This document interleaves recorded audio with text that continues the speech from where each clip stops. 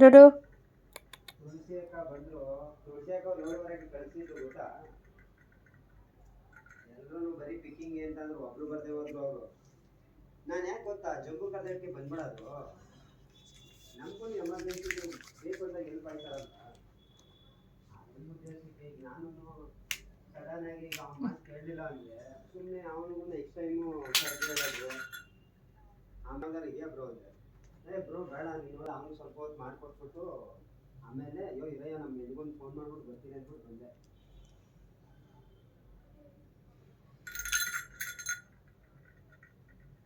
ನಾಳೆ ಎಲ್ಲಿ ಜಾಸ್ತಿ ಇರ್ಬೇಕಲ್ಲ.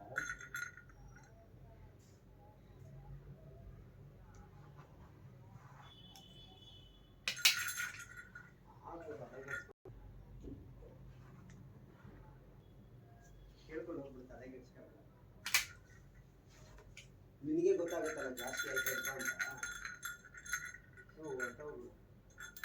ಆಮೇಲೆ ತುಳಸಿ ಹತ್ತಿಂದ ಹೋದ್ನ ಯಾಕೆ ಕಾಯಿ ಇನ್ನೂ ಹೋಗಿಲ್ಲ ಅಂತ ನಿಂಗೆ ಸ್ವೀಟ್ ಸಿಸ್ಟರ್ ಹೊರಟೋದ್ರಾ ಅಂದರು. ಏನು ಅಂತ ನಿಮ್ಮ ಅಕ್ಕ ಹೋದ್ರಪ್ಪ ಅಂದರು. ಹಾಂ ಹೋದ್ರು.